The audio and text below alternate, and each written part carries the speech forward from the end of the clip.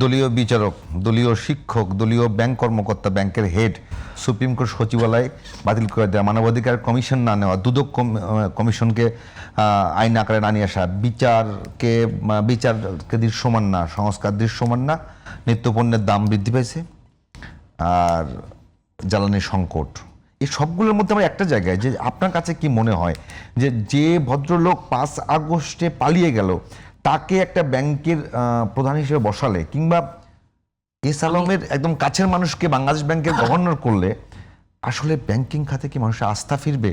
আপনি কিংবা আমি কি সেখানে যাব? জি, আপনাকে আবার ধন্যবাদ। আমি অলরেডি আগের পার্টিটা বলেছি, যেহেতু আতিক ভাই অনেকগুলো বিষয় অ্যাড্রেস করেছেন, কিছু বিষয় একটু উত্তর দিই। অনেক বিষয় ওনার সাথে আমি একমত, এবং ওনার সাথে আগের শোগুলো তো আমি একাত্মতা পোষণ করেছিলাম, তো সেটাতে আমি নতুন করে কিছু বলার নাই। যেমন সংসদ সচিবালয় নিয়ে, অধস্তন বিচারক প্রক্রিয়া নিয়ে আমরা সেম টকশই করেছি, তো এটা রিপিট করছি। সুপ্রিম কোর্ট সচিবালয় নিয়ে, হ্যাঁ, সুপ্রিম কোর্ট সচিবালয় এবং অধস্তন বিচারক নিয়োগ প্রক্রিয়া নিয়ে আমি একটা জিনিস একটু অ্যাড্রেস করি। যেমন আতিক ভাই যেটা বলছেন যে সব দলীয় শিক্ষক নিয়ে হয়ে যাচ্ছে, আমরা কিন্তু অন্তর্বর্তীকালীন সরকারের সময় দেখেছিলাম যে 16টা ইউনিভার্সিটি ভিসি ছিলেন জামাতপন্থী।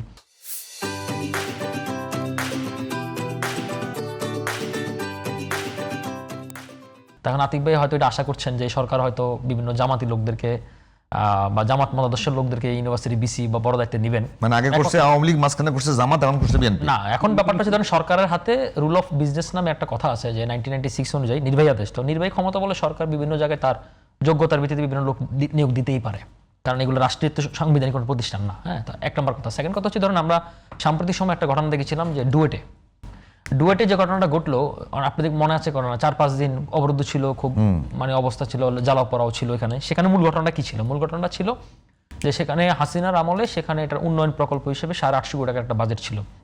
ইউনিট সরকার আমলে এটাকে আরো 600-650 কোটি টাকা বাড়িয়ে 1400 কোটি টাকা করা হলো।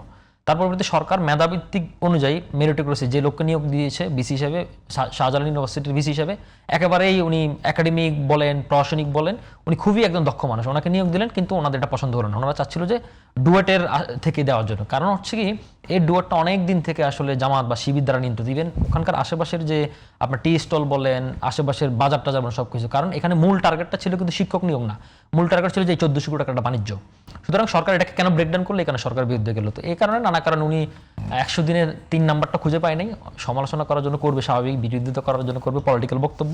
অনেক বিষয় সরকারের অ্যাড্রেস করা উচিত, যেমন আপনাকে আমি যেটা বললাম। কিন্তু এখানে আমরা একটা আশার বাণীও দেখি। আশার বাণীটা এক্ষেত্রে দেখি, ধরেন আমরা যখন গুম অধ্যাদেশ বাতিল করলো, মানবাধিকার অধ্যাদেশগুলা মানে বললো যে পরবর্তীতে আইন হিসেবে, সেক্ষেত্রে আমি ব্যক্তিগতভাবে আমি নিজেও সমালোচনা করেছি, আপনাদের টসদ করেছি। একটা উদাহরণ আপনাকে দেই। ধরেন যে সরকার যে গুমের বিষয়ে যে সরকার বলেছিল যে আমরা অধিকতর গ্রহণযোগ্য আইন করে আমরা এটাকে পাশ করাবো। অলরেডি এটা নিয়ে একটা সিরিডেপে হচ্ছে কি, এটা নিয়ে একটা মিটিং হলো, বৈঠক হলো, এবং এখানে খুব সুন্দর 3টা প্রস্তাব আনানো। এক নম্বর কথা হচ্ছে ধরেন ইউনূস সরকার আমলে যে গুম অধ্যাদেশে একটা এক্সিট পয়েন্ট ছিল 10 বছরের কথা বলে মারপেজ দিয়ে, কিন্তু টোটালি এটাকে মৃত্যুদণ্ড এবং মৃত্যুদণ্ডে রাখলো, একটা আইন। সেকেন্ড হচ্ছে কি, এখানে যে আগে যে তদন্ত যে গাফিলতি ছিল, সেই তদন্ত গাফিলতিকে কমিয়ে 1 মাসে নিয়ে আসলো, এবং যদি কেউ তদন্ত গাফিলতি করে তারও শাস্তির বিধান রাখা হয়েছে এখানে। 2 নম্বর কথা। 3 নম্বর কথা হচ্ছে কি, যারা গুম হয়, তো গুম ব্যক্তির আসলে পরিচয় কি থাকে, তো সেক্ষেত্রে আমাদের বিভিন্ন আইন অনুযায়ী, সম্পত্তির অধিকার অনুযায়ী, ব্যাংকিং হিসাব অনুযায়ী অনেক ধরনের ভোগান্তি পেতে হয়, এবং এটার জন্য একটা সুষ্ঠু আইন করা হয়েছে। তো সেটা আমি মনে করি যে সরকার এটাতে যেরকম আন্তরিক ছিল, একইভাবে দুদক, মানবাধিকার, যেগুলোকে এখনো অধিকতর গ্রহণযোগ্য, এবং এটাকেও হয়তো সামনে সংসদ অধিবেশনটাকে উঠানো হবে পাস করানোর জন্য। তো আমি মনে করি যে প্রত্যেকটা স্টেক হোল্ডারদের সাথে মিলে সরকার, এখন তো সময় ফুরিয়ে যায়নি, সরকার এটাকেও করবে। এবং একই সাথে আপনি যে কথাটা বলছেন যে ব্যাংক রেজলিউশন, যেটা কারণ হচ্ছে কি, এখন কিন্তু সরকার যে পথে হাঁটছে, এটা আসলে যারা ব্যাংক ডাকাতি করছে তাদেরকে উৎসাহিতই করা হচ্ছে। সুতরাং আমরা মনে করি যে জনগণের কল্যাণের স্বার্থে সরকার হয়তো সে পথ থেকে সরিয়ে আসবে, এবং অথবা এর চেয়ে কোনো ভালো আইন তৈরি করে সরকার আসলে জনগণের আস্থাটা অর্জন করবে।